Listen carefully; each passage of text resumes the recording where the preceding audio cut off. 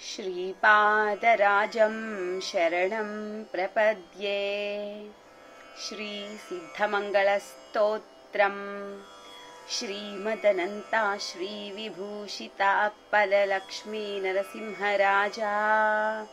जय विजयी भव दिग्विजयी भव श्रीमदखण्डा श्रीविजयी भव। श्रीविद्याधरी राधसुरेखा श्रीराखीधर श्रीपादा। जय विजयी भव दिग्विजयी भव श्रीमदखण्डा श्रीविजयी भव। माता सुमती वात्सल्यामृता परिपोषित जय श्रीपादा। जय विजयी भव दिग्विजयी भव श्रीमदखण्डा श्रीविजयी भव। सत्य ऋषीश्वर दुहितानन्दन बापनार्यनुत श्रीचरणा। जय विजयी भव दिग्विजयी भव श्रीमदखण्डा श्रीविजयी भव। सवितृकाठकचयन पुण्यफल भारद्वाजा ऋषिगोत्रा सम्भवा। जय विजयी भव दिग्विजयी भव श्रीमदखण्डा श्रीविजयी भव। दो चौपाति देव लक्ष्मी घन संख्या बोधित श्रीचरणा। जय विजयी भव दिग्विजयी भव श्रीमदखण्डा श्रीविजयी भव। पुण्यरूपिणी राजमाम्बसुतगर्भ पुण्यफल संजाता। जय विजयी भव दिग्विजयी भव श्रीमदखण्डा श्रीविजयी भव। सुमती नंदन नरहरि नंदन दत्त देव प्रभु श्रीपादा। जय विजयी भव दिग्विजयी भव श्रीमदखण्डा श्रीविजयी भव। पीठिकापुर नित्य विहारा मधुमति दत्ता मंगलरूपा। जय विजयी भव दिग्विजयी भव श्रीमदखण्डा श्रीविजयी भव। इति श्री సిద్ధమంగళస్తోత్రम्। అధ్యాయము 7 ఖగోళముల వర్ణనము. శ్రీపాద శ్రీవల్లభ చరితామృత మహిమ. ఉదయముననే తిరుమలదాసు తన అనుష్ఠానమును ముగించుకుని ఇట్లు చెప్పసాగెను.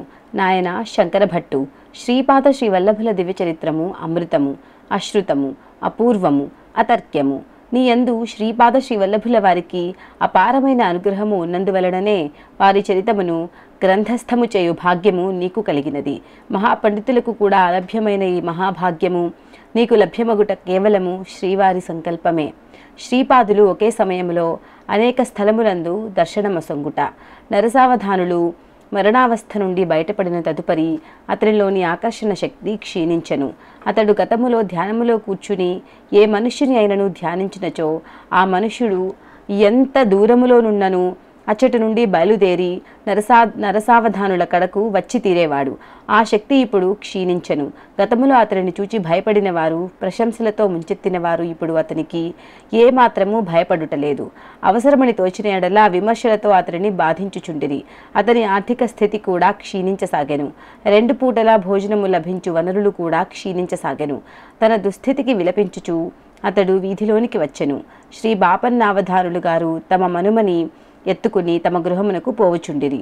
రాజశర్మ గారింటి నుండి ఒక వీధి మలుపు తిరిగిన బాపనార్యుల వారి ఇంటికి పోవు వీధి వచ్చును. శ్రీచరుణులు తమ ఇంటి వద్ద కంటే తాతగారి ఇంటి వద్దనే ఎక్కువ కాలక్షేపము చేయుచుండెడివారు. శ్రీ నరసింహవర్మ గారింటికిని శ్రీ పైండా వెంకటప్పయ్య శ్రేష్ఠి గారింటికిని యథేచ్ఛగా పోవుచుండెడివారు. నరసావధానులు శ్రీపాదుల వారితో మాట్లాడవలనని తలచెను. ముద్దులు మూటగట్టు ఆ దివ్య శిశువును ఒక్కసారి ఎత్తుకుని ముద్దాడవలనని వానికి తోచెను. నరసావధానులు బాపనారులతో పాటు అటు పోవుచున్న శ్రీవల్లభుల వారిని చూచెను. నరసావధానుల వంక శ్రీవల్లభులు చూచి చిరునవ్వు నవ్విరి. ఆ చిరునవ్వు సమోహకముగా ఉండెను. తదుపరి నరసావధానుడు వెచ్చములు తీసుకునదలచి శ్రేష్ఠి ఇంటికి పోయెను. అచట శ్రీపాద శ్రీవల్లభులు శ్రీ పైండా వెంకటప్పయ్య శ్రేష్ఠి గారి ఒడిలో నుండెను. శ్రీపాదులు నరసావధానులు వంక దృష్టి సారించి విలాసముగా నవ్విరి. నరసావధానులు వెచ్చములు తీసుకుని ఇంటికి వచ్చి అచ్చటి నుండి నరసింహవర్మ గారింటికి పోయెను. ఆ సమయమున శ్రీ వర్మగారింట్లో శ్రీవల్లభులు వర్మగారి భుజములపై నెక్కి కూర్చుని ఉండుటను చూచిరి. శ్రీవల్లభులు నరసావధానులను చూచి విలాసముగా నవ్విరి. ఈ విధముగా ఒకే సమయంలో శ్రీవల్లభులు మాతామహుల ఇంటను, వర్మగారింటను, శ్రేష్ఠిగారింటను ఉండుటను గమనించిరి. ఇది కలయా వైష్ణవ మాయయా అని నరసావధానులు మీమాంసలో పడెను. ఊరిలోని జనులు తనను పరిపరి విధములుగా ఆడిపోసుకొనుచుండిరి. బాదగయా క్షేత్రములోని స్వయంభూదత్తుని విగ్రహము మాయమగుటకు తానే కారణమని నిందించుచుండిరి. గమ్యము లేని యాత్రికుడి వలె నరసావధానులు వీధుల వెంట తిరుగాడెను. పిచ్చివానికి వలె ఇంటికి చేరెను. నరసావధానులు భార్య పిచ్చివాని వలెనున్న తన భర్తను చూచి మిగుల దుఃఖించెను. తన బాధని వెల్లగరకు కొనుటకు పూజామందిరమునకు వెళ్ళెను. ఆమె చూచిన దృశ్యము ఆశ్చర్యకరము. వారి పూజామందిరములో శ్రీపాద శ్రీవల్లభులుండిరి. ఆ భార్యాభర్తల ఆనందమునకు అంతు లేకుండెను. తోటకూర వండి అన్నము పెట్టదమని శ్రీపాదుల వారు ఎంతో బ్రతిమిలాడిరి. అందులకు శ్రీపాదుల వారు ఒప్పుకొనలేదు. కాలకర్మ కారణములు ఒకేసారి కలిసి వచ్చినప్పుడు అలభ్య యోగము కలుగుచుండును. వివేకి అయిన వాడు దానిని గుర్తించి లబ్ధి పొందును. అవివేకి దానిని గుర్తించక నష్టపోవును. ఎట్టకేలకు శ్రీపాదులు వారి ఇంట భోజనము చేయుటకు అంగీకరించిరి.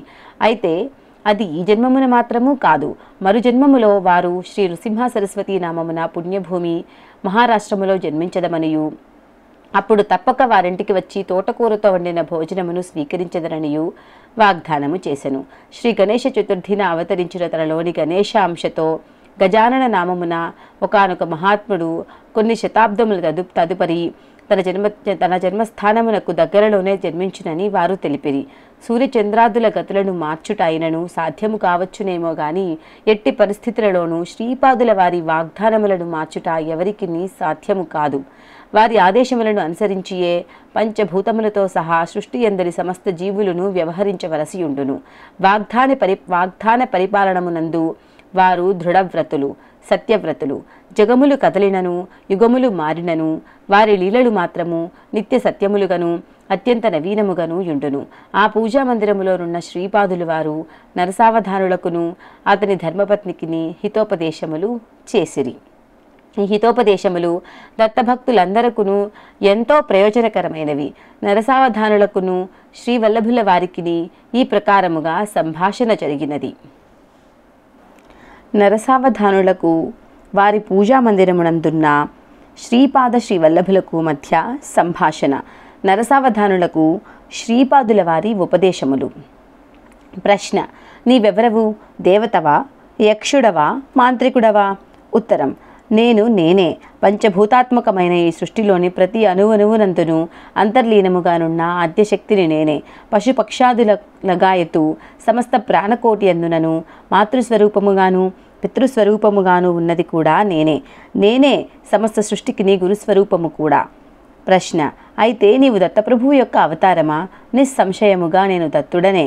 మీరు శరీరధారుడు కనుక మీరు గుర్తించడానికి వీలుగా మాత్రమే నేను సశరీరుడనై వచ్చి తిని. వాస్తవమునకు నేను నిరాకారుడను, నిర్గుణుడను.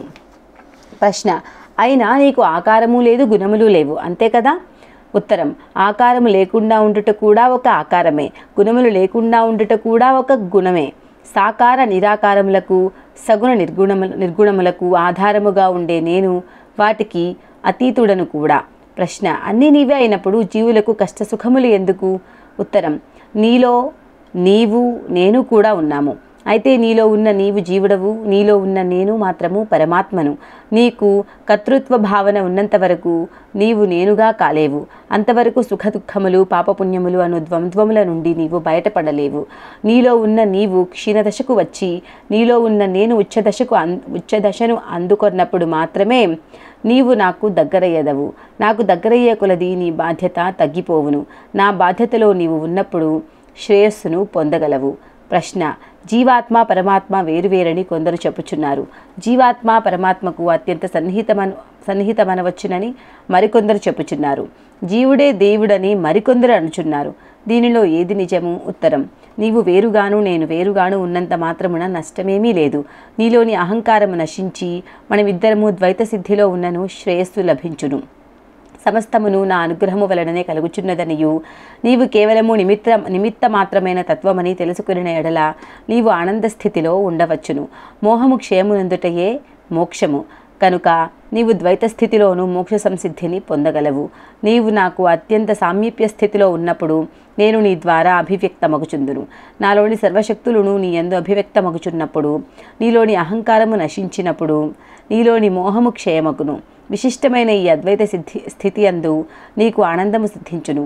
మోహము లేదు కనుక ఇది కూడా మోక్షమే.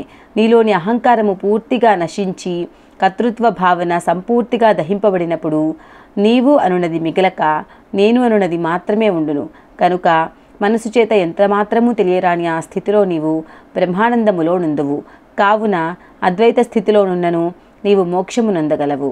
నీవు ద్వైతములో నున్నను, విశిష్టాద్వైతములో నున్నను, అద్వైతములో నున్నను, బ్రహ్మానంద స్థితి మాత్రము ఒక్కటే. అది మనస్సునకు వాక్కునకు అందరానిది. కేవలము అనుభవైక వేద్యము మాత్రమే. ప్రశ్న: అవధూత స్థితిలోనున్న కొందరు తామే బ్రహ్మమని చెప్పుచుందురు కదా, మరి నీవు కూడా అవధూతవా? ఉత్తరం: కాదు, నేను అవధూతను కాదు. నేను బ్రహ్మము మరియు బ్రహ్మమే సర్వస్వము అనున్నది అవధూత అనుభవము. కానీ నేను బ్రహ్మము, నేనే సర్వస్వము అనేటి స్థితి నాది. ప్రశ్న: అయినా ఈ స్వల్పభేదములోని రహస్యము నాకు అవగతము కాలేదు. ఉత్తరం: సమస్త ప్రాపంచిక బంధముల నుండి విడిబడిన అవధూత నాలో లీనమగుచు బ్రహ్మానంద స్థితిని అనుభవించుచున్నాడు.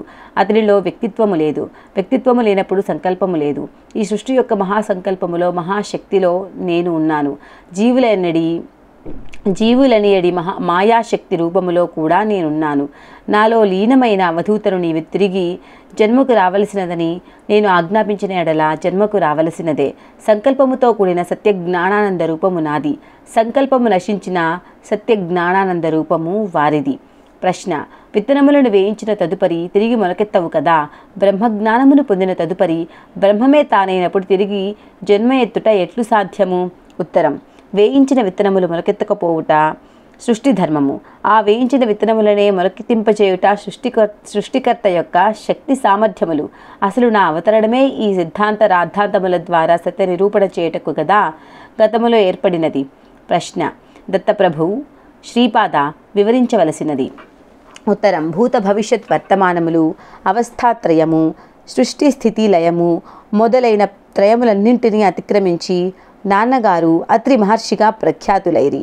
సృష్టి యందలి ఏ జీవియందును, ఏ పదార్థమునందును అసూయాద్వేషములు లేశమాత్రము లేని కారణమున అమ్మ అనసూయగా ఖ్యాతి గడించినది. బ్రహ్మ విష్ణు రుద్రులకు కూడా ఆధారముగను అతీతముగను ఉన్న ఆ పరంజ్యోతి స్వరూపమును దర్శించవలనని అత్రి మహర్షి ఘోర తపస్సు చేసిరి. ఆ పరంజ్యోతి స్వరూపము సృష్టి యందలి ప్రతి ప్రాణిని, ప్రతి పదార్థమును అమృత దృష్టితో వీక్షించి అనుగ్రహించవలసినదిగా అనసూయామాత తపమాచరించినది. కర్మసూత్రములను అనుసరించి జీవులకు సుఖదుఖములు కలుగుచుండెను. కనుక మహాపాపముల ఫలితములు స్వల్పముగా కలుగునట్లును, స్వల్ప పుణ్యములకు మహాఫలితములు కలుగవలనడి సత్సంకల్పముతో అనసూయామాత ప్రార్థన చేసేది. కఠినమైన లోహములచే చేయబడిన శనగల ఆకారముననున్న లోహపు ముక్కలను తన తపో బలముచే జీవంతములైన తినుటకు యోగ్యమైన శనగలుగా అమ్మ మార్చివేసినది. ఖనిజము సంపూర్ణ నిద్రా స్థితిలోనున్న చైతన్యము. వృక్షములు, వృక్ష సంబంధ పదార్థములు అర్ధ నిద్రా స్థితిలోనున్న చైతన్యము. జంతువులు పూర్ణ చైతన్యములోనున్న స్థితి. ఖనిజములుగా పుట్టి ఖనిజముగా చచ్చి తరువాత గుల్మాదులుగా జనించి ఆ తదుపరి జంతు జన్మలనెత్తి ఆఖరుణ మానవ జన్మనెత్తిన మానవుడు వివేక జ్ఞాన వైరాగ్యవంతుడై తనలోని నిద్రాణ స్థితిలోనున్న పరమాత్మ శక్తిని మేల్కొలిపి మోక్షమునొందవలెను. ప్రకృతిలోనున్న పరిణామక్రమం యొక్క ధర్మములను పరంజ్యోతి అనుగ్రహముతో మార్చివేయవచ్చునన్నది అమ్మ నిరూపించినది. త్రిమూర్తి రూపములలోనున్న చైతన్యము జాగృతావస్థలోనున్నది కనుక దానిని నిద్రావస్థలోనికి మార్చి ఆ ఆకారములను పసిబిడ్డల రూపములోనికి మార్చివేసినది. త్రిమాతల శక్తులు ఏకమై అనఘాదేవిగా రూపొందినది. నేను దత్తాత్రేయుడిగా జనించి అనఘాదేవిని అర్ధాంగిగా స్వీకరించుట జరిగినది.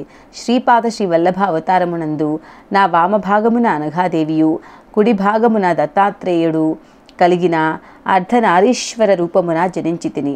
ఇంతటి మహత్తరమైన సృష్టిని తన సంకల్పానుసారముగా సృజించిన ప్రభువునకు సృష్టి ధర్మములను అవసరమును బట్టి మార్చగలుగు శక్తి సామర్థ్యములుండునని నీవు గ్రహించవలెను. ప్రశ్న: శ్రీపాద, సృష్టి ధర్మములను మార్చగలిగిన నీవు నా దారిద్ర్యమును పోగొట్టలేవా? ఉత్తరం: తప్పకుండా పోగొట్టగలను. అయితే అది మరుజన్మకు వాయిదా వేయుచున్నాను. వచ్చే జన్మలో కూడా నీవు కొంత దారిద్ర్య బాధను పొందిన తర్వాత మాత్రమే. తోటకూర విషయము చాలా చిన్న విషయం, అయినను నీవు దాని యందు ఎంత మోహమును పెంచుకొన్నావు. అమ్మ కానీ, నాన్నగారు కానీ, తాతగారు కానీ ఎవరిని ఏమీ యాచించి అడుగరు. పసిపిల్లవాడినైన నేను ఎంతటి ఆహారమును తీసుకొందును? నేను మనసు పడినప్పుడు నీవు తోటకూర వెంటనే ఇచ్చి ఉండవలసినది. ఇప్పుడు కాలాతీతమైనది. నీ మనస్సులోని మాలిన్యములను హరించుటకు ఈ జీవిత కాలము చాలదు. ప్రతి మానవునికి పుణ్యఫల రూపముగా ఆయువు, ఐశ్వర్యం, అందము, ప్రఖ్యాతి మొదలైనవి సిద్ధించును. పాపఫల రూపముగా అల్పాయువు, దారిద్ర్యము, అనాకారితనము, కుఖ్యాతి మొదలైనవి సిద్ధించును. నీ పుణ్యఫలములో ఎక్కువ భాగమును తీసి నీకు ఆయుర్దాయమును పోసి తిని. నీ పుణ్యభాగము చాలా ఖర్చైనది, పాపభాగము ఎక్కువ మిగిలినది. నీవు దరిద్రమును అనుభవించియే తీరవలెను.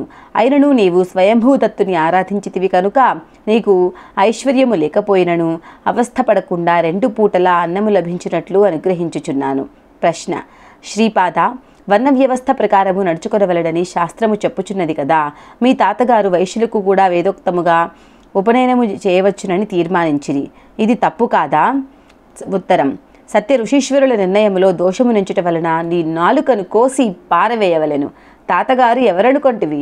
వారు సాక్షాత్తు భాస్కరాచార్యుల వారు. విష్ణుదత్తుడు, సుశీల అను దంపతులు స్వార్థమనున్నది ఏమిటో ఎరుగని పరమ పవిత్రుడు.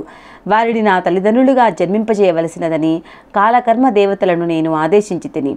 నరసింహవర్మ పూర్వీకులు శ్రీ లక్ష్మీ నరసింహస్వామి వారికి పరమ భక్తులు. సింహాచలంబునందు జరిగిన యజ్ఞ యాగాదులలో విశేషమైన అన్నదానములు చేసిన పవిత్రుడు. నేను పీఠికాపురంలో జన్మించుటకు పూర్వమే ఒకానొక క్రమ పద్ధతిలో సంపుటి చేయుచుంటిని. ఆ 3 కుటుంబములతోనూ నాకు గల రుణానుబంధము ఒక జన్మలో తీరినది కాదు, ఒక అవతారములో పరిసమాప్తమగునది కూడా కాదు. నా వరదహస్తము తరతరముల వరకు వారి మీద నుండును. నా యొక్క ఛత్ర ఛాయలో వారు నిశ్చింతగా నుందురు. శ్రీపాదుల వారు భక్తులకు ఇచ్చు అభయము. నా విషయమునకే వచ్చినచో పెద్దగా విలువలేని తోటకూరను కూడా నీవు నాకు ఇయ్యలేకపోయితివి. నన్ను భుజింపజేసిన ఎడల 1,00,000 మంది బ్రాహ్మణులకు భోజనము పెట్టినంత పుణ్యము నీకు లభించి ఉండేది. నీవు ఎంతో అదృష్టమును పోగొట్టుకున్నావు. ఏది ధర్మము, ఏది అధర్మము అనున్నది చర్చనీయాంశమైనప్పుడు శాస్త్రమును ఆశ్రయించవలసినదే. అయితే శాస్త్రములో చెప్పినది ఆచరించతగునా లేదా అను మీమాంస వచ్చినప్పుడు నిర్మలాంతఃకరణులు నిర్ణయించినదియే శాస్త్రమగును. వారు చెప్పినదే వేదమగును. వారి వాక్కు ధర్మసమ్మతమగును. వారు అధర్మమున తీర్పు చెబుదామనుకున్నను ధర్మదేవత వారిని చెడు మార్గములోనికి వెళ్ళనీయక సరైన తీర్పును చెప్పించును. హింస చేయుట పాపమని నీ శాస్త్రము చెప్పుచున్నది. శ్రీకృష్ణ పరమాత్మ సమక్షములో జరిగిన యుద్ధము ధర్మయుద్ధమైనదని, కౌరవ పాండవ సంగ్రామము ధర్మయుద్ధమని, అది జరిగిన స్థలము ధర్మక్షేత్రమని ప్రఖ్యాతిగాంచినది కదా. యజ్ఞము పుణ్యఫలప్రదమే, కానీ పరమాత్మ స్వరూపుడైన శివుని ఆహ్వానింపక దక్షుడు చేసిన యజ్ఞము ఆఖరికి యుద్ధముగా పరిణమించినది. దక్షుని తల తెగిపడినది, వానికి మేకతల అమర్చబడినది. రోగికి పైత్య ప్రకోపము ఉన్నప్పుడు వైద్యుడు నిమ్మకాయ, ఉసిరికాయ అను వాటితో వైద్యము చేయును. శరీర భాగము కులినప్పుడు కత్తిపుచ్చుకొని నరికి వైద్యము చేయును. నేను కూడా అంతే. నాలో దేవతల అంశలే కాక రాక్షసాంశలు కూడా ఉన్నవి. నేను ఉన్మత్తుడిగా, పిశాచముగా, రాక్షసుడిగా కూడా వ్యవహరించదను. అయితే నాలో అంతర్గతముగా జీవుల ఎడల ప్రేమ పొంగి ప్రవహించుచుండును. మీ స్వభావములను బట్టి, మీ కర్మల యొక్క శుభాశుభములను బట్టి నా ప్రవర్తన ఉండును. సర్వస్య శరణాగతి చెందిన భక్తులను నేను చేయి విడువను. దూర తీరములనున్న నా భక్తులను నా క్షేత్రములకు బలవంతముగానేనను రప్పించెదను. ఋషుల యొక్క మూలమును, నదుల యొక్క మూలమును చర్చించరాదు. ఆద్య పరాశక్తి కన్యకా పరమేశ్వరిగా వైశ్యకులములో ఆవిర్భవించలేదా? సిద్ధిమునులలో వైశ్యమునులు లేరా? బ్రహ్మ క్షత్రియ వైశ్యులకే కాదు, శూద్రులు కూడా నియమనిష్టలను పాటించునెడల వేదోక్త ఉపనయనమునకు అర్హులే. ఉపనయనము వలన 3వ కన్ను విచ్చుకోవలను. అంతఃకరణము పరిశుద్ధమై బ్రహ్మజ్ఞానమునందు మనస్సు లగ్నమవ్వవలెను. నీ మనస్సు శాఖజ్ఞానమునందు పూర్తిగా లగ్నమై ఉన్నది. బ్రహ్మమనున్నది అంగట్లో దొరికే వస్తువనుకొంటివా? ఈ జన్మమున బ్రాహ్మణుడిగా ఉన్నవాడు మరు జన్మమున చండాలుడుగా పుట్టవచ్చును. ఈ జన్మమున చండాలుడుగా ఉన్నవాడు మరు జన్మమున బ్రాహ్మణుడిగా పుట్టవచ్చును. బ్రహ్మ పదార్థము కుల మతములకు, దేశకాలములకు అతీతమైన రహస్యము గుర్తెరుగుము. దైవము భావప్రియుడే కాని బాహ్యప్రియుడు మాత్రము కాదు. నీ భావమును బట్టి దైవము పనిచేయుచుండును. బ్రహ్మ జ్ఞాన సంబంధ విషయములు వచ్చినప్పుడు నేను బ్రాహ్మణుడను. దర్బారు చేయుచు భక్తుల యోగక్షేమములు విచారించుచు వారిని అనుగ్రహించినప్పుడు నేను క్షత్రియుడను. ప్రతి జీవికి ఆ జీవి చేయు పాప పుణ్య కర్మలను బట్టి వేతనము నిర్ణయించబడును. ప్రతి వాని వేతనము నా వద్దయున్నది. తూచి కొలచి ఎవరికి ఎంతెంత ఇవ్వవలసినది లెక్క చూసుకున్నప్పుడు నేను వైశ్యుడను. భక్తుల బాధలను కష్టములను నా శరీరము మీదకి ఆకర్షించుకొని వారికి సుఖశాంతులను కలుగుచేయుట వలన సేవాధర్మము నెరపుట వలన నేను శూద్రుడను. జీవుల యొక్క పాపములను ప్రక్షాళనము చేయనప్పుడు నేను చాకలిని. మరణించిన జీవులను కాల్చి బూడిద చేసి ఉత్తమ జన్మను ప్రసాదించుచున్నాను. అందుచేత నేను కాటి కాపరిని. ఇప్పుడు నేను ఏ కులము వాడినో తేల్చి చెప్పవలసినది అనెను. ప్రశ్న: శ్రీపాద, క్షమించవలసినది. నేను అజ్ఞానిని, నీవు దత్తప్రభువువే. సర్వజీవులకు ఆశ్రయము నీవే. అసలు ఈ సృష్టి ఏ విధముగా ఏర్పడినదో తెలియచేసి నన్ను కృతార్థుడిని చేయవలసినది. లోకాలోక వర్ణన. ఉత్తరం: తాత, స్వర్గమునందు 88,000 మంది గృహస్థమునులు కలరు. వారు పునరావృత్తి ధర్మము కలవారు. ధర్మమును తిరిగి ప్రచారము చేయు నిమిత్తము బీజభూతులై ఉన్నారు. పరమాత్మ యొక్క అనిర్వ్యాచ్యమైన శక్తిలోని ఒకనొక స్వల్పాంశము జగత్తును సృష్టించుటకు బ్రహ్మగా ఏర్పడెను. పరమాత్మ నుండి క్రమముగా ఏర్పడిన జలము సర్వవ్యాప్తముగా ఉండెను. పరమాత్మ తేజము వలన ఆ జలమునందు స్వర్ణమయములైన అనేక కోట్ల అండములు ఏర్పడెను. ఆ అండములలో మనము నివసించుచున్న ఈ బ్రహ్మాండము కూడా ఒకటి. అండము యొక్క లోపలి ప్రదేశము చీకటితో నిండియుండగా పరమేశ్వరుని యొక్క తేజస్సు మూర్తిత్వమునంది అనిరుద్ధుడను నామముచే విఖ్యాతమాయను. ఆ అండమును తన తేజోమహిమచే ప్రకాశింపజేసినందున హిరణ్యగర్భుడని, సూర్యుడని, సవిత అని, పరంజ్యోతి అని అనేక శబ్దములచే వేదములలో వ్యవహరింపబడెను. త్రేతాయుగమునందు పీఠికాపురములో సవితృకాటక చయనమును భరద్వాజ మహర్షి నిర్వహించెను. అనేక కోట్ల బ్రహ్మాండముల నిండియున్న దత్తాత్రేయ తేజస్సును ఉద్దేశించి సవితృకాటక చయనము చేయబడినది. సత్యలోకమున అనువైన నిరామయ స్థానమును యుక్తస్థానమున్నది. త్రిఖండ సోపానములో వసురుద్రాదిత్యులని పిలువబడు పితృదేవతలుందురు. వీరు నిరామయ స్థాన సంరక్షకులుగా ఉందురు. కారణ బ్రహ్మలోకము అనునది చతుర్ముఖ బ్రహ్మ నివాస స్థానమై ఉన్నది. అది విద్యాస్థానమనియు మూల ప్రకృతి స్థానమనియు పేరుగాంచిన శ్రీనగరము ఆ పైన ఉన్నది. దానికి పైభాగమున మహాకైలాసమును ఆ పైన కారణ వైకుంఠమును కలవు. సత్యలోకములో పురాణపురమనున్నది విద్యాధర స్థానము. తపోలోకములో అంజనావతీపురమునందు సాధ్యులు అనివారు ఉందురు. జనలోకములో అంబావతీపురమునందు సనక సనందనాది ఋషులు ఉందురు. మహర్లోకములో జ్యోతిష్మతీపురమునందు సిద్ధాదులుందురు. సువర్లోకమని పిలువబడు స్వర్గలోకములో అమరావతీపురమునందు దేవేంద్రాది దేవతలుందురు. ఖగోళమునకు సంబంధించిన గ్రహ నక్షత్రాదులు గల భువర్లోకములో రథంతరపురమందు విశ్వకర్మ అను దేవశిల్పి కలడు. తాత, భూలోకమందు 2 భాగములు కలవు. మానవులు నివసించు దానిని భూగోళమని అందరు. ఇదిగాక మహాభూమి అనుడిది మరి ఒకటి కలదు. ఇది భూగోళమునకు 5 కోట్ల బ్రహ్మాండ యోజనముల దూరమున దక్షిణముగానున్నది. మర్త్యలోకమనగా భూలోక భువర్లోకములు. దీనిలో మహాభూమి కూడా చేరియే ఉన్నది. పాతాళమనగా అతల వితల సుతల రసాతల తలాతల మహాతల పాతాళములనున్నవి. స్థూలముగా వీటిని స్వర్గమర్త్య పాతాళములని అందరు. మనము నివసించడి ఈ భూగోళమునకు దిగువనున్న మహాభూమి అనున్నది మధ్య భాగమునందు మిర్రుగా నుండి చక్రాకారముగా నున్నది.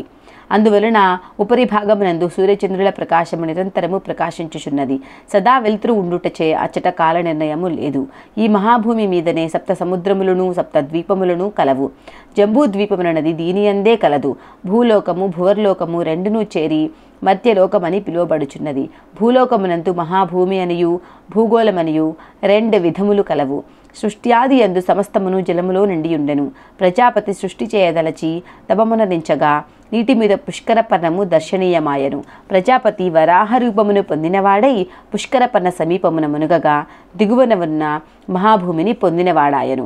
ఆ మహాభూమి నుండి కొద్దిగా తడిమట్టిని స్వీకరించి తన కూరలచే కొట్టి వేరు చేసి నీటిపై భాగమునకు తెచ్చెను. ఆ మృత్తును పుష్కర పర్ణమునందుంచగా తదుపరి అది పృథ్వీనామము పొందెను. తాత దీనినే భూగోళమని పిలిచెదరు. మహాభూమి నుండి భూగోళము మధ్య 5 కోట్ల బ్రహ్మాండ యోజనముల దూరము కలదు. మహాభూమి అనున్నది 50 కోట్ల యోజన విస్తీర్ణము కలిగి ఉన్నది. జంబూద్వీపమనున్నది మహాభూమి అందే కలదు. దానిలో నవఖండములు ఉన్నవి. దైవఖండమునందు దేవతలు నివసించెదరు. గభస్త్య ఖండమునందు భూతములుండెదరు. పురుషఖండమునందు కిన్నెరులు, భరతఖండమునందు మానవులు, శరభఖండమునందు సిద్ధులు, గంధర్వఖండమునందు గంధర్వులు, తామ్రఖండమునందు రాక్షసులు, షేరుఖండమునందు యక్షులు, ఇందుఖండమునందు పన్నగులు ఉండెదరు. మహాభూమిలోని జంబూద్వీపమునకు దక్షిణముగానున్న భరతఖండములోని భరతపురమున వైవస్వత మనువు భూఋషులతోడను మానవులతోడను కొలువుదీరియుండును. మహాభూమి మీద జంబూద్వీపమున్నట్లనే భూగోళము మీద కూడా జంబూద్వీపము కలదు. శ్రీపాద శ్రీ వల్లభ అవతారము నేను శ్రీ పీఠికాపురములో అవతరించుటకు ముందే 100 సంవత్సరముల క్రితము మహాభూమి మీద వచ్చినది. మహాభూమి మీదనున్న జంబూద్వీపము 1,00,000 బ్రహ్మాండ యోజనముల విస్తీర్ణము కలిగి ఉన్నది. జంబూద్వీపమునందలి భరతఖండమున మాత్రమే వైవస్వత మనువు ఉన్నాడు. మిగతా ఖండములలో దేవయోనులైన వారు ఉన్నారు. మహాభూమి యందు జంబూద్వీపమున శీతోష్ణాదులు హెచ్చుగా నుండక ఆహ్లాదకరముగా నుండును. నీరెండ వంటి సదా వెలుతురుండును గాని పగలు రాత్రి అను భేదము లేకుండా ఉండును. మహాభూమి యందలి జంబూద్వీపము 1,00,000 యోజన విస్తీర్ణము కలది.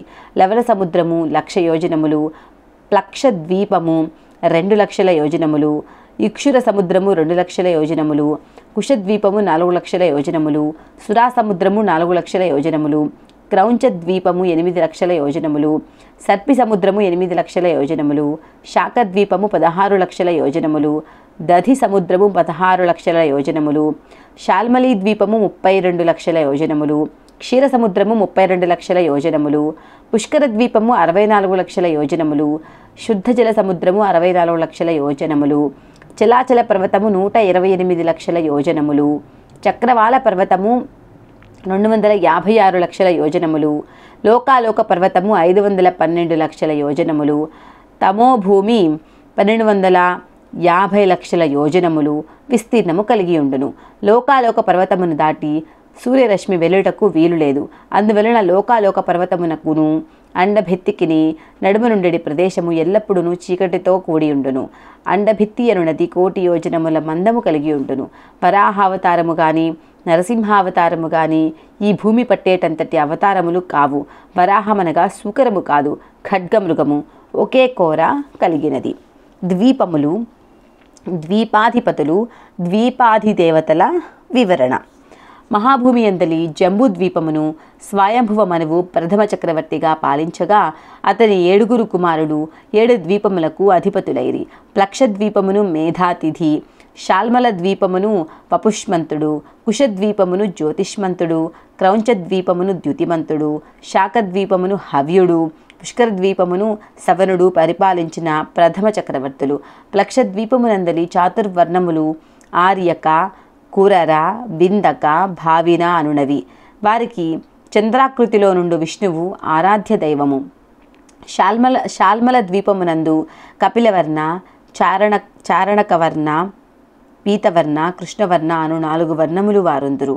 వారు విష్ణు ఆరాధకులు. కుశద్వీపమునందు దమి, సుష్మిన, స్నేహ, మందేహ అను 4 వర్ణముల వారుందురు. వీరికి బ్రహ్మ ఆరాధ్య దైవము. క్రౌంచద్వీపమునందు పుష్కర, పుష్కల, ధన్య, పిష్య అను వర్ణముల వారుందరు. వారికి రుద్రుడు ఆరాధ్య దైవము. శాకద్వీపమునందు మంగ, మాగధ, మానస, మంద అను వర్ణముల వారుందరు.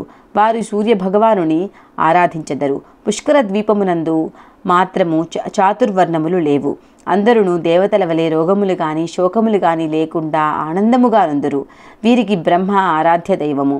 మన భూగోళమునందలి జంబూద్వీపములో భారతవర్షము, కింపురుష వర్షము, హరివర్షము, కేతుమాల వర్షము, ఇలావృత వర్షము, భద్రాశ్వ వర్షము, రమ్యక వర్షము, హిరణ్యక వర్షము, కురువర్షము అనునవి కలవు.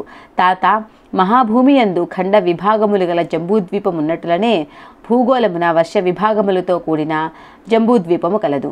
మహాభూమి గుండ్రముగా నుండి మధ్యలో తాబేటి పెంకు వలె మిర్రుగా నుండును. దీనినే భూమండలమని పిలిచెదరు. భూగోళము మాత్రము నిమ్మపండు వలె నుండును. మహాభూమి మేరు రేఖను చుట్టి బ్రహ్మాండము యొక్క అండభిత్తి వరకు వ్యాపించి ఉండును. భూగోళము మాత్రము జ్యోతిశ్చక్ర మధ్యమందు నిలిచియున్నది. మహాభూమి యందు నడిమధ్యన గల మేరురేఖను చుట్టుకొని జంబూద్వీపమున్నది. దానిని చుట్టి సప్తసముద్ర ద్వీపాదులున్నవి. భూగోళమునందలి ఉత్తరార్ధగోళము దేవభాగమని, దక్షిణార్ధగోళమును అసుర భాగమని అందురు. మహాభూమి యందలి సమమధ్య ప్రదేశమున మేరువు దివ్యముగా ప్రకాశించుచున్నది. జీవులను పరిపాలించటి మనువులకిది నివాస స్థానము. భూగోళము పరిపాలితులైన జీవులకు స్థానము. మహాభూమి యందు చుట్టూ చేరియుండే చక్రవాళ పర్వతాగ్రము నందు జ్యోతిశ్చక్రము అమర్చబడి ఉన్నది. భూగోళము మాత్రము దీనికి భిన్నముగానున్నది. సప్త కక్ష్యావృతమైన జ్యోతిశ్చక్రము దీనికి ప్రతిదినమును ఒక ప్రదక్షిణము చేయుచున్నది. మహాభూమి యందు శీత వాతాతపములు అల్పములు. సదా పగలుగా నుండి చీకటి అనున్నది లేక కాల వ్యత్యాసము లేక యుండును. భూగోళమునందు దీనికి వ్యతిరిక్తముగానున్నవి. మహాభూమి అనున్నది పుణ్యఫలానుభవమున మాత్రమే పొందదగినది, స్థూల శరీరములో పొందరానిది. భూగోళము పుణ్యము సంపాదించుకున్నటకు తగిన కర్మభూమి. స్థూల శరీరులు ఉండవలసిన భూమి. మహాభూమి మీద మనుప్రళయము తప్ప చిన్న ప్రళయములు అనునవి ఉండవు. భూగోళము మీద యుగప్రళయములు, మహాయుగప్రళయములు, మణుప్రళయములు జరుగుచుండును. మహాభూమిని ధాత్రి, విధాత్రి అను పేర్లతో పిలిచెదరు. భూగోళమును మహి, ఉర్వి, క్షితి, పృథ్వీ, భూమి అని పిలిచెదరు. తాత, పాతాళ లోకముల గురించి చెప్పుచున్నాను వినుము. అతలమునందు పిశాచగణములు, వితలమునందు గుహ్యకులు, సుతలమునందు రాక్షసులు, రసాతలమునందు భూతములు, తలాతలమునందు యక్షులు, మహాతలమునందు పితృదేవతలు, పాతాళమునందు పన్నగులు ఉందురు. లోక నివాసులు, లోకాధిపతులు ఖండముల వివరణ. వితలమునందుండు కుబేరుడు నవనిధులకు అధిపతి. ఇతడే బ్రహ్మాండమునకు కోశాధిపతి అయి ఉన్నాడు. ఉత్తర దిక్కునకు అధిపతి అయి ఉన్నాడు. వితలమునందలి అలకాపురమునందు ఇతడుండును. అదే వితలమునందు మేరువుకు పశ్చిమ దిశలో యోగినీపురమున మయుడు నివసించును. ఇతడు రాక్షసులకు శిల్పి. త్రిపురాసులకు ఆకాశములో చాలా ఎత్తున విహరించగల త్రిపురములను నిర్మించి ఇచ్చినవాడు. సుతలములోని వైవస్వతపురమును యమధర్మరాజు పరిపాలించుచుండును. ఇతడు దక్షిణ దిక్కునకు అధిపతి. ఈ పట్టణ ప్రవేశమునకు ముందు అగ్నిహోత్రపు నది కలదు. దీనినే వైతరణి అని అందురు. పుణ్యవంతులకు సులభముగా దాట వీలు కలుగును, పాపాత్ములకు కడుంగడు కష్టతరము. రసాతలమునందు పుణ్యనగరమున నది కలదు. దానికి నిరుతి అను దైత్యుడు అధిపతి. ఇతడు నైరుతి దిక్కునకు అధిపతి. తలాతలమునందలి ధనిష్ఠానపురమున పిశాచగణములతో కూడి భేతాళుడుండును. మహాతలములో కైలాస నగరములో సర్వభూతగణములతో కాత్యాయనీపతి అయిన ఈశానుడు కలడు. ఇతడు ఈశాన్య దిక్కునకు అధిపతి. పాతాళమునందు వైకుంఠ నగరము కలదు. అందులో శ్రీమన్నారాయణమూర్తి పాతాళాసురులతోనూ వాసుకి మొదలైన సర్పశ్రేష్ఠులతోనూ శేషశాయి అయి విరాజిల్లుచున్నాడు. దీనినే శ్వేతద్వీపగతమైన కార్యవైకుంఠము అని అందురు. ఆఖరిదైన పాతాళలోకమునందు త్రిఖండ సోపానము కలదు. ప్రథమ ఖండమునందు అనంగ జీవులుందురు. ద్వితీయ ఖండమునందు ప్రేతగణములుందురు. తృతీయ ఖండమునందు యాతనా దేహమును పొందియున్న జీవులు దుఃఖాక్రాంతులై ఉందురు. సప్త సముద్రములను సప్తద్వీపములను మహాభూమి యందు కలవు. దాని మధ్య నుండునది జంబూద్వీపము. ఇది 9 ఖండములుగా విభజించబడి ఉన్నది. దక్షిణమునందున్న దానికి భరతఖండమని పేరు. దీనిలో భరతపురమునందు స్వయంభువ మనువు ఉండును. అనేకులైన పుణ్యజీవులు, ఋషులు స్వయంభువ మనువు పరిపాలనలో ఉందురు. వారు లోకములను పరిపాలించుచు ధర్మాధర్మములను పాలించుచుందురు. మహాభూమి మీద నుండు సప్తద్వీపములను చుట్టుకొని చరాచర, చక్రవాళ, లోకాలోక పర్వతములనున్నవి స్వర్గలోకము వరకు వ్యాపించి ఉండును. ఇవి ఎంత మాత్రము వెలుతురును తమ గుండా ప్రసరింపనీయని పొరలు. మహాభూమికి దిగువన 7 అధోలోకములు కలవు. వీటినే సప్త పాతాళములని అందురు. అతరలోకమునున్నది పిశాచములకు నివాసము. వితరలోకమునందలి అలకాపురిలో కుబేరుడుండును. వితరలోకమునందలి యోగినీపురములో రాక్షసులతో కూడి మయుడు అనువాడుండును. సుతలమునందు బలిచక్రవర్తి తన పరిజనులైన రాక్షసులతో నివసించును. వైవస్వతపురమునందు యమధర్మరాజుండును. ఇందలి నరకాదులందు పాపజీవులు యాతనలను పొందుదురు. రసాతలములోని పుణ్యపురమనున్నది నైరుతి స్థానము. దీనిలో భూతాది వర్గములుండును. తలాతలమునందలి ధనిష్ఠానపురములో భేతాళుడుండును. తలాతలమునందలి కైలాసపురములో రుద్రుడుండును. మహాతలమునున్నది పితృదేవతలకు నివాసము. పాతాళమునందు శ్వేతద్వీప వైకుంఠము కలదు. దీనిలో నారాయణుడుండును. మేరువు నంటి పెట్టుకొన్న అధోభాగమందు అనంగజీవులు ప్రేతగణములు యాతనాదేహములు ఉందురు. నిరాళంబ సూచ్యగ్రస్థానమను దానిలో మహాపాతకులుందురు. భోజనానంతరము రౌరవే అపుణ్య నిలయే పద్మార్బుద నివాసినాం అర్ధినాం ఉదకం దత్తం అక్షయ్య ముపతిష్ఠతి అని ఉత్తరాపోషణలో ఉదక ప్రదానము వీరికే చేయబడుచున్నది. లోకముల పేర్లు, వాటి విస్తీర్ణతల వివరణ.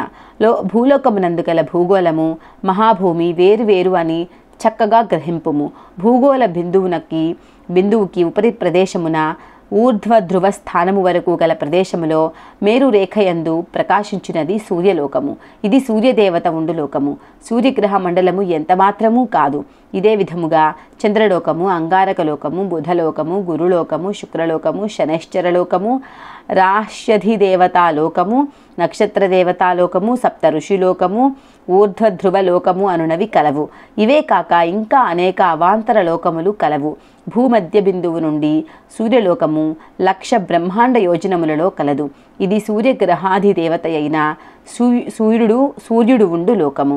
భూమధ్య బిందువు నుండి చంద్రలోకము 2,00,000 బ్రహ్మాండ యోజనములలోను, అంగారక లోకము 3,00,000 బ్రహ్మాండ యోజనములలోను, బుధలోకము 5,00,000 బ్రహ్మాండ యోజనములలోను, గురులోకము 7,00,000 బ్రహ్మాండ యోజనములలోను, శుక్రలోకము 9,00,000 బ్రహ్మాండ యోజనములలోను, శనిలోకము 11,00,000 బ్రహ్మాండ యోజనములలోను, రాష్యధిదేవతాలోకము 12,00,000 బ్రహ్మాండ యోజనములలోను, నక్షత్ర దేవతాలోకము 13,00,000 బ్రహ్మాండ యోజనములలోను, సప్తర్షిలోకము 14,00,000 బ్రహ్మాండ యోజనములలోను, ధ్రువలోకము 15,00,000 బ్రహ్మాండ యోజనములలోనూ కలవు. ఇదే విధముగా భూమధ్య బిందువు నుండి రకరకములైన దూరములలో స్వర్గలోకము, మహర్లోకము, జనలోకము, తపోలోకము, సత్యలోకము కలవు. భూమధ్య బిందువు నుండి బ్రహ్మాండములు చుట్టిన గోడ అనగా అండభిత్తి వరకు 24,50,00,000 బ్రహ్మాండ యోజనముల దూరం ఉన్నది. భూమధ్య బిందువు నుండి భూమధ్య బిందువు నుండి అండభిత్తి బయటకు 25,50,00,000 బ్రహ్మాండ యోజనముల దూరం ఉన్నది. భూలోక, భువర్లోక, సువర్లోకములు ప్రళయకాలమునందు నశించును. సువర్లోకమునకు పైన మహర్లోకము కొంత నశించి కొంత నిలిచి ఉండును. ఆ పైనుండు జనలోక, తపోలోక, సత్యలోకములు బ్రహ్మ జీవితాంతమునగానే నశింపవు. స్వర్గమనగా సువర్లోక, మహర్లోక, జనలోక, తపోలోక, సత్యలోకములను మరియు అండభిత్తి వరకు. దత్తుడు అనగా ఎవరు? నరసావధానులు తాత దత్తతత్వము నీకు అనుభవములోనికి రావలనన్నా కొన్ని లక్షల జన్మలు కావలసి వచ్చును. కోటానుకోట్ల బ్రహ్మాండములంతటా వ్యాపించి ఉండి దానిని అతిక్రమించి ఉన్న ఏకైక తేజో మహారాశియే ఆ దత్తుడని తెలియము. ఆ దత్తప్రభువే సాక్షాత్తు నీ ఎదుటనున్న శ్రీపాద శ్రీవల్లభుడని తెలియము. శ్రీచరుణుల హితబోధన విన్న నరసావధానులును అతని భార్యయును నిర్ఘాంతపోయిరి. 7 ఏడాది వయస్సు ఉన్న ఈ పసికందు ఇంతటి మహత్తర విషయములను సాధికారముగా చెప్పుటయును, తానే సాక్షాత్తు దత్తుడనని తెలియచేయుటయు నరసావధానులను అతని భార్యయును వెక్కి వెక్కి ఏడవసాగిరి. కనీసము ఆ దివ్య శిశువు శ్రీచరణములను స్పృశించగోరిరి. దానికి శ్రీవల్లభులు నిరాకరించిరి. నరసావధానుల దంపతులు తాము కూర్చున్న చోటు నుండి కించిత్తు కూడా కదలలేకపోయిరి. శ్రీపాదుల వారు, నేను దత్తుడను, కోటానుకోట్ల బ్రహ్మాండములనంతా వ్యాపించి ఉన్న ఏకైక తత్వమును, దిక్కులనే వస్త్రముగా కలవాడను, దిగంబరుడను. ఎవరైతే త్రికరణ శుద్ధిగా దత్తా దిగంబర, శ్రీపాదవల్లభ దత్తా దిగంబర, శ్రీ నృసింహ సరస్వతి దిగంబర అని కీర్తన చేయుదురో అచ్చట నేను సూక్ష్మ రూపములో సదా ఉండును. మా మాతామహులైన శ్రీ పాపనార్యులు పరదేశము నుండి వచ్చి పాదగయా క్షేత్రమునందు శ్రాద్ధాది కర్మలు నిర్వహించుకొని వారికి ఉచితముగా భోజన వసతి సౌకర్యములు కలిగించుచుండగా నీ స్వయంభూ దత్తుడేడి అదృశ్యమాయనుగా అని ఆక్షేపించితివి. ఆ దత్తుడను నేనే. నేనే జన్మించిన పవిత్ర గృహమున విడిది చేయు వారు తప్పక పవిత్రులగుదురు. వారి పితృదేవతలకు పుణ్యలోకములు ప్రాప్తించును. బ్రతికి ఉండిన జీవులనే కాక చచ్చిన జీవుల యొక్క యోగక్షేమములను చూడవలసిన ప్రభువును నేను. నాకు చావు పుట్టుకలు రెండునూ సమానమే. అయినను నీవు స్వయంభూదత్తుని ఆరాధించిన దానికి ఫలితము ఇదా అని వ్యధ చెందుచున్నావు. నీ మీద పడిన అపవాదు పోవునటులా స్వయంభూదత్తుడు త్వరలోనే కనిపించును. ప్రతిష్ఠ కూడా జరుగును. నీకు ఆయుర్దాయం ఇచ్చి తిని దత్తధ్యాసలో నుండుము. మరి జన్మమున కటాక్షించెదరని అభయమిచ్చుచున్నాను. ఈ జన్మమున నా పాదుకలను స్పర్శ చేసేటంతటి మహాపుణ్యము నీకు లేనే లేదు. కోటాను కోట్ల బ్రహ్మాండమును సృజించి రక్షించి లయము చేయు ఏకైక ప్రభువునైన నేను నా వరద హస్తముతో నిన్ను ఆశీర్వదించుచున్నాను అని పలికిరి. మహాభయంకర శబ్దముతో శ్రీచరుణుల శరీరమునందలి అను పరమాణువులు విఘటనము చెంది శ్రీపాదులు అదృశ్యులైరి. నాయన శంకర భట్టు, శ్రీపాదులు స్వయముగా తమ నామము చివర దిగంబర నామమును చేర్చి జపించుటలోని మర్మమును ఈ రకముగా తెలియజేసిరి. వారు సర్వవ్యాపక తత్వము, నిరాకారమైన తత్వము సాకారముగా ఎట్లు ఆవిర్భవించునో మన ఊహ కందని విషయము. పసి బాలక రూపమున కపట వేషమును ధరించి వచ్చిన ఆ జగత్ప్రభువు పసితనము నుండి చేయు లీలలకు అంతమెక్కట. శ్రీపాద శ్రీవల్లభులకు జయము జయము. అధ్యాయం 7 సమాప్తం. శ్రీపాదరాజం శరణం ప్రపద్యే.